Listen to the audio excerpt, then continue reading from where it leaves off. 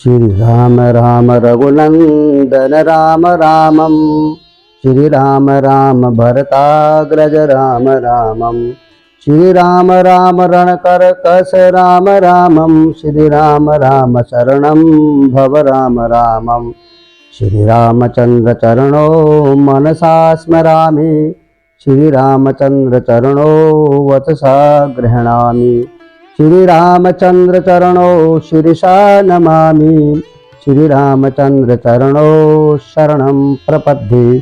सियावर रामचंद्र भगवान की जय। आप सभी मित्रों को दीपावली की बहुत बहुत हार्दिक शुभकामनाएं। दोस्तों, हमारे हिंदू धर्म के अनुसार भगवान श्री राम के 14 वर्ष के वनवास के बाद अयोध्या लौटने के प्रतीक है। लोग राम, सीता और लक्ष्मण के स्वागत में दिए जलाकर अंधकार पर प्रकाश की विजय का जश्न मनाते हैं और यह ज्ञान के आगमन और अज्ञान के नाश का प्रतीक भी माना जाता है। इसीलिए हम दीपोत्सव मनाते हैं। दिए जलाने का अर्थ है कि अज्ञान को दूर कर ज्ञान का स्वागत करना।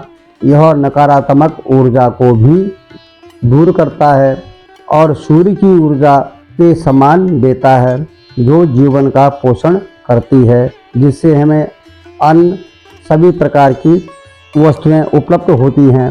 लक्ष्मी पूजन। दिवाली पर लक्ष्मी पूजन करने से घर में सुख समृद्धि आती है, धन की प्राप्ति आती है, सौभाग्य, मंगल कामना और रिद्धि सिद्धि धन की प्राप्ति होती है। गणेश लक्ष्मी की पूजा करने से घर में बरकत बनी रहती है। तो मित्रों, श्री गणेश और लक्ष्मी की पूजा करने से नकारात्मक ऊर्जाएं घर से सब दूर चले जाते हैं और सकारात्मक ऊर्जाएं हमारे घर में आती हैं और विघ्नों को हरने वाले, हमारी हर समस्या को दूर करने वाले गणपति महाराज जी की पूजा की जाती है और महालक्ष्मी जी की पूजा लक्ष्मी के रूप में की जाती है, जिससे कि हमारा घर धन धान्य से परिपूर्ण हो। और सांस्कृतिक परंपराएं। यह पर्व संबंधों की गर्मजोशी और जीवंतता का प्रतीक भी है, जैसे कि हम एक दूसरे को मिठाई बांटना, गले मिलना, प्रेम करना और अपने त्यौहार की चर्चा करना, एक दूसरे से अच्छी मीठी बातें करना। और जीवन में कई प्रकार की समस्याएं जब हमारे पास अपने आपस में होती है, चाहे मित्रों के साथ, चाहे पड़ोसी के साथ, चाहे सगे संबंधी के साथ, तो खटास भी दूर हो जाती है। दान और सेवा। यह धन को केवल सुख सुविधाओं पर खर्च करने के बजाय कहते हैं कि समाज की सेवा करना चाहिए।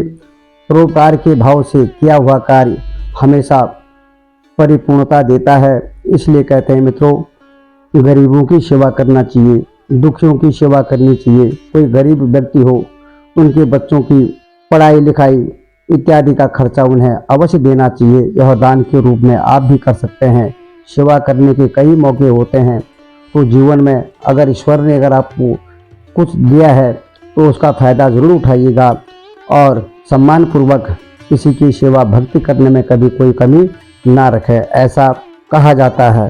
तो मित्रों, दीपावली पर एक सुंदर ही कथा है, ज़रूर श्रवण करिएगा। कहते हैं कि किसी एक नगर में एक साहूकार रहता था। उसके यहाँ एक बेटी थी, उसका नाम कंचन था और कंचन नित्य ही अपने घर से कुछ दूर ही पीपल के वृक्ष पर जल चढ़ाने जाया करती थी और रोज़ वहाँ पर माँ लक्ष्मी की पूजा करती थी। क्योंकि उस पेड़ के नीचे माँ लक्ष्मी का वास था, इसलिए वो रोज़ वहाँ पर जाया करती थी, माँ लक्ष्मी की पूजा करती थी। जल चढ़ा करके माता जी को टीका चंदन इत्यादि लगा करके, धूप दिया करके, आरती कीर्तन भजन इत्यादि करती। और कहते हैं कि एक दिन वह जल चढ़ाकर लौटने ही वाली थी कि लक्ष्मी जी पीपल के उस वृक्ष से प्रकट होकर उसे बोली, कंचन, मैं तुझे अपनी सहेली बनाना चाहती हूँ, क्या तू मेरी सहेली बनेगी? क्या तुम मुझसे प्रेम करोगे? इस प्रकार कंचन बोली, पहले मैं अपने पिताजी से पूछूंगी, तभी मैं आपको बताऊंगी, और उनसे पूछे बिना मैं कोई भी कदम नहीं उठाती, क्योंकि कहीं भी अगर जब हमको जाना होता है या किसी से भी हम दोस्ती करते हैं, कौन आदमी क्या है कैसा है, ये विचार कंचन के मन में थी। इसलिए उसने कहा पहले मैं अपने पिताजी से पूछ लो, उनसे राय सलाह मशवरा ले लो कि मैं किसी बहन से दोस्ती करना चाहती हूँ, तो मेरे पिताजी अगर मुझे आज्ञा देंगे तो मैं निश्चित तौर पे मैं आपसे दोस्ती करूँगी। और वह घर पहुंचकर कंचन ने अपने पिता को सारी बात बताई तो उसके पिता बोले इसमें मुझे क्या आपत्ति है, बेटी तुम जाओ, तुम दोस्ती करो। फिर अगले ही दिन से कंचन लक्ष्मी जी की सहेली बन गई। उस दिन लक्ष्मी जी उसे अपने घर ले गई और सोने की थाली में स्वादिष्ट भोजन परोसकर सोने की ही चौकी पर बैठाकर उसे भोजन कराया, यानी जिमाया। इतना ही नहीं, जाते समय माता लक्ष्मी जी ने उसे दुशाला भेंट किया और बड़े सम्मान के साथ उसे विदा किया। और एक दिन सेठ ने कंचन से कहा कि बेटी कंचन, तू तो लक्ष्मी जी के यहाँ भोजन करके आ गई है, लेकिन तुम माता लक्ष्मी को कब भोजन कराओगी, उन्हें कब अपने घर में आमंत्रित करोगी? तुम्हें भी माता लक्ष्मी को अपने घर में बुलाना चाहिए। तब कंचन बोली, लक्ष्मी ने तो मुझे सोने की थाली में और सोने की ही चौकी में बैठाकर जिमाया था, हमारे पास तो वह सब कुछ नहीं है, मैं लक्ष्मी जी को अपने घर कैसे बुलाऊं? इस पर सेठ जी बोले, कोई बात नहीं, हमारे पास जैसी व्यवस्था है, जो कुछ भी हमारे पास है, जो कुछ भी माँ लक्ष्मी ने हमको दिया है, उसी के अनुसार जैसा भी होगा प्रेम और भाव से माता रानी को हम जिमाएंगे, यानी उनका स्वागत करेंगे, अपने घर में उन्हें भोजन कराएंगे। इस प्रकार की बातें बेटी और पिता में हो रही थी। तो पिता पुत्री की इस प्रकार की बातें ही कर रहे थे कि तभी एक चील रानी का 9 लखा हार उनके घर पर गिरा गई। अब तो कंचन बड़ी प्रसन्न हुई। उसके पिता ने वह 9 लखा हार भेजकर कंचन को सोने की एक थाली और सोने की एक चौकी लाकर दे दिया और साथ ही एक लाल दुशाला भी लेकर के दे दिया और बोला, अब तो तुम लक्ष्मी जी को निमंत्रण देकर आओ, उन्हें अपने घर बुलाओ और बड़े सम्मान के साथ माता जी का अपने घर में स्वागत करो, उनके आगमन की तैयारी करो। अगले दिन कंचन पीपल के वृक्ष पर जल चढ़ाने गई तो लक्ष्मी जी उसके पास आई। तब कंचन ने कहा, बहन आज तू मेरे घर भोजन करेगी। लक्ष्मी जी बोली, ठीक है, मैं आज तुम्हारे घर आऊँगी और तुम्हारे घर में मैं भोजन करूँगी। और उस दिन लक्ष्मी जी के साथ गणेश जी भी कंचन के घर भोजन करने के लिए आ पहुँचे। दोनों वहाँ पहुँचे तो कंचन से सोने की थाली में भोजन परोसा और दोनों को सोने की चौकी पर बैठाकर भोजन कराने लगी। यह सब देखकर लक्ष्मी जी बोली, बहन इतना कुछ करने की क्या आवश्यकता है, मैं तो खड़ी खड़ी ही खा लेती हूँ, मुझे आप ऐसे ही भोजन कराइए।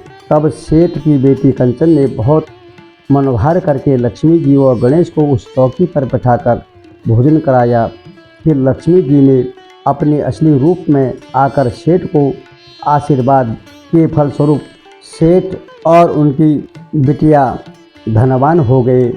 माता लक्ष्मी की कृपा उस घर में आ गई और जैसे ही साहूकार की बेटी ने यह देखा वह बड़े प्रसन्न हुई, जय माता करके जो है बोलने लगी और बड़े खुश होकर के उसने माँ लक्ष्मी जी और श्री गणेश जी का धन्यवाद किया और वह खुश होने लगी और बहुत प्रसन्न हो गई। उनके पिताजी बोले, देखो आज मेरी बेटी की सेवा से आज मैं धनवान हो गया हूँ, मेरे घर में खुशियाँ हैं, माता रानी की कृपा से हमारे पास सब कुछ है और माता रानी का आशीर्वाद हम पर सदा बना रहे। इस प्रकार की प्रसन्नतापूर्वक बातें करके पिता और पुत्री हमेशा माता रानी और श्री गणेश जी की पूजा करने लगे। तो मित्रों, यह कथा आपको कैसी लगी ज़रूर बताइएगा। मेरे YouTube में कमेंट के माध्यम से जय माता लक्ष्मी ज़रूर लिखिएगा और चैनल को सब्सक्राइब लाइक ज़रूर करिएगा। और आप सभी मित्रों का बहुत बहुत धन्यवाद। जय माता लक्ष्मी।